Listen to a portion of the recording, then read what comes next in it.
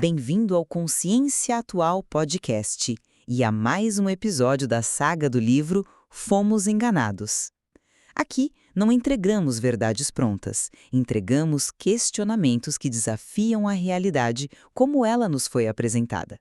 Este é o episódio 11 da nossa jornada baseada no livro Fomos Enganados, volume 2. Hoje a gente vai mergulhar num conceito que, olha, é bem inquietante do nosso material de análise: o condicionamento da consciência. A ideia central é que a nossa percepção da realidade, sabe, aquilo que a gente acha que é normal ou verdadeiro, não é algo que nasce com a gente. Pelo contrário, é uma construção, quase como um sistema operacional que foi instalado em nós desde a infância. E aí a grande questão que o texto nos força a encarar é: bom, quem é o programador? Esse condicionamento todo é um projeto deliberado, sabe? Orquestrado por uma elite consciente que o material até chama de arquitetos, um grupo que opera nas sombras para moldar a sociedade a seu favor. Ou, por outro lado, os padrões de controle que a gente observa são, na verdade, um efeito colateral, uma consequência quase acidental de sistemas complexos como, sei lá, o capitalismo, a tecnologia, que evoluíram para se auto-perpetuar sem precisar de um comando central. Eu vou defender a primeira perspectiva. Para mim, a análise do material aponta, assim, de forma muito clara para um controle intencional, uma arquitetura de poder invisível, mas muito, muito real, projetada por um grupo coeso para manter o domínio. Já eu vou por outro caminho. Vou argumentar que, embora o condicionamento seja inegável, ele talvez possa ser melhor compreendido como um fenômeno sistêmico, onde as estruturas de poder e a psicologia humana interagem de um jeito que gera controle, sim, mas sem a necessidade dessa conspiração centralizada nos bastidores. A minha posição se baseia diretamente na linguagem que o texto usa. Ele não fala de forma vaga, sabe? Ele usa termos explícitos como arquitetos e um conselho invisível. E o fascinante é como eles governariam, não é por decretos ou leis óbvias, mas através do que o autor chama de linguagem de estrutura. Pensa nisso. Eles não dizem obedeça. Eles constroem o sistema de um jeito que a obediência se torne o caminho mais fácil. O único caminho lógico.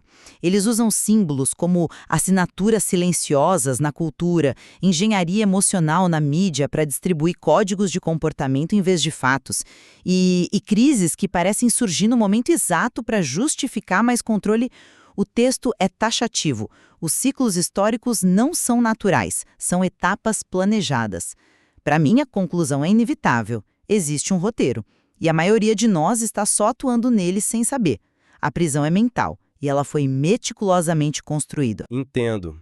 Eu enxergo a mesma evidência que você, mas eu chego a uma conclusão diferente. O texto descreve, sem dúvida, dinâmicas de poder que são assustadoras. Só que atribuir tudo isso a um conselho unificado pode ser, ironicamente, uma armadilha intelectual, né? Uma simplificação que nos impede de ver a real natureza do problema. O próprio texto nos dá as ferramentas para essa outra visão quando fala em explorar as brechas da mente. E o que são essas brechas? A emocional, por exemplo, nossa tendência a reagir com medo, com euforia, o que nos torna suscetíveis a narrativas. A cognitiva, que é a nossa dificuldade de lidar com a complexidade, o que nos faz aceitar soluções prontas. Agora, imagina que bancos, corporações, governos, big techs, agindo de forma independente, descobriram ao longo de décadas que explorar essas brechas gera lucro e poder. Eles não precisam de um memorando secreto. Todos chegam à mesma conclusão porque seguem a mesma lógica de otimização. A tal mão invisível que o material descreve talvez não seja de uma elite, mas do próprio sistema. Focar em achar um diretor nos distrai de analisar as falhas na peça em si. Certo, eu entendo o seu raciocínio sistêmico, mas ele não explica a precisão, a escala do que o material chama de sincronização silenciosa. Pensa nos exemplos que ele dá. Um grande banco anuncia uma nova política de crédito baseada em certos critérios sociais. Semanas depois, uma gigante da tecnologia muda seus algoritmos para priorizar o mesmo tipo de conteúdo. Aí, uma grande fundação lança um projeto global alinhado a isso e, de repente, surge uma crise que torna essas políticas não só desejáveis, mas essenciais. O autor é enfático. Ele diz: coincidências não se repetem por séculos. Isso não me parece um bando de pássaros seguindo regras simples, sabe? Parece uma orquestra com um maestro. A normalização de padrões que limitam o questionamento não acontece espontaneamente em tantos lugares diferentes ao mesmo tempo. Isso, para mim, sugere uma intenção unificada. É um ponto forte, sem dúvida. Mas será que essa sincronização não é só a consequência lógica de todos os grandes jogadores do poder estarem lendo o mesmo manual de instruções sobre psicologia humana e gestão social? O próprio material nos dá essa pista na parte sobre a psicologia da ilusão. O sistema e todos os seus participantes aprenderam que funciona. Descobriram que o medo centraliza o poder, que a conveniência nos faz abrir mão da privacidade, que a indignação nos mantém engajados e divididos. A coordenação não viria de ordens secretas, mas da lógica compartilhada de maximizar controle e lucro. É como se, sei lá, diferentes empresas descobrissem independentemente que açúcar vicia. Elas não precisam conspirar para colocar açúcar em tudo, a lógica do mercado as leva a fazer isso. Aqui, a droga é a exploração das nossas vulnerabilidades psicológicas. O padrão que você vê não é prova de um maestro, mas sim da eficácia universal da música que está sendo tocada. Olha, essa sua analogia não me convence, porque ela subestima a agressividade, a intencionalidade que o texto aponta, especialmente quando o assunto é crise. A sua visão parece tratar a manipulação como um efeito colateral do sistema, mas o material é categórico ao dizer o contrário. Ele diz: a distração não é efeito colateral, é uma ferramenta de guerra. E mais, os ciclos históricos não são naturais, são etapas planejadas. Isso nos leva a uma ideia muito mais sombria, que as crises não são apenas oportunidades que o sistema aproveita, elas são muitas vezes o próprio motor da mudança planejada. O texto sugere que sempre que a população está perto de questionar a estrutura, uma crise inesperada surge para zerar o tabuleiro, justificar novas leis, acelerar o controle digital. Uma crise sanitária justifica um passaporte de saúde. Uma crise financeira justifica o resgate de bancos. A crise não é um acidente, é uma criação, é o uso estratégico do caos. Eu não discordo que as crises são exploradas de forma implacável. Onde eu hesito é na premissa de que todas elas são fabricadas por um comitê central. Essa é uma afirmação que exige um nível de prova, assim, extraordinário. O texto também oferece outra peça desse quebra-cabeça, o conceito de curvatura da realidade. O que ele quer dizer com isso? Que a saturação de informação pela tecnologia, sabe? A enxurrada de notificações, notícias, entretenimento, destrói nossa capacidade de foco, de pensamento profundo. A distração constante pode ser mais um subproduto de uma economia da atenção, cujo objetivo principal é manter nossos olhos na tela para vender anúncios, do que um plano deliberado de controle geopolítico. A consequência, no entanto, é a mesma, uma mente fragmentada, ansiosa e maleável. O condicionamento acontece como resultado do modelo de negócio, não necessariamente de um complô. O sistema nos ensina a não perceber o que o ameaça, como o texto diz, mas isso pode ser o resultado de um sistema otimizado para o engajamento superficial e não para a submissão consciente. É mais sutil e talvez por isso mesmo mais perigoso. Mas essa distinção entre intenção e resultado se torna quase irrelevante quando a gente analisa o efeito final, não acha?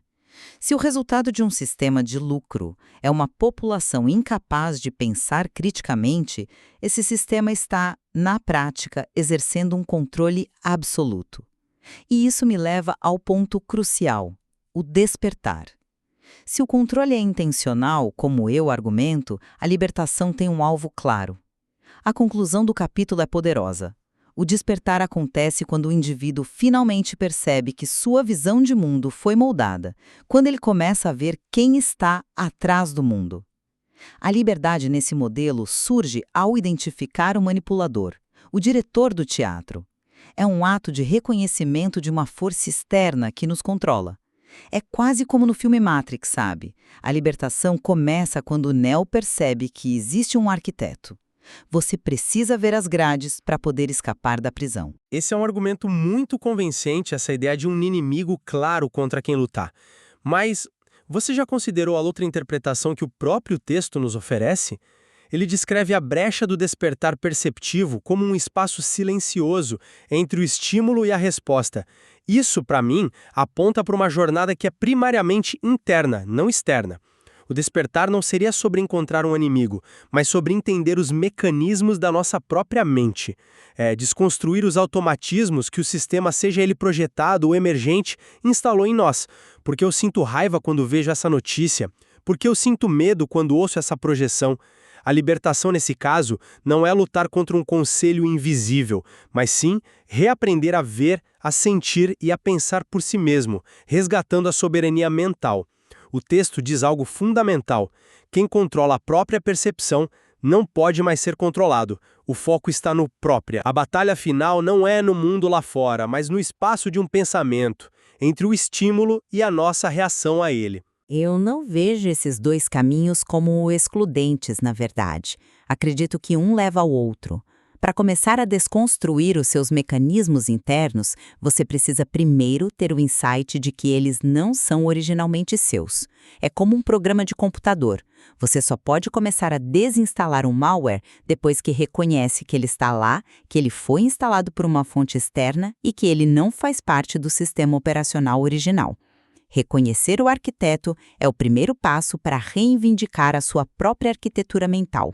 A jornada interna precisa de um catalisador externo, que é a percepção do condicionamento. É uma boa síntese. Talvez a questão seja se o malware foi instalado por um hacker ou se ele é uma falha de design no próprio sistema operacional que todos nós usamos desde o nascimento.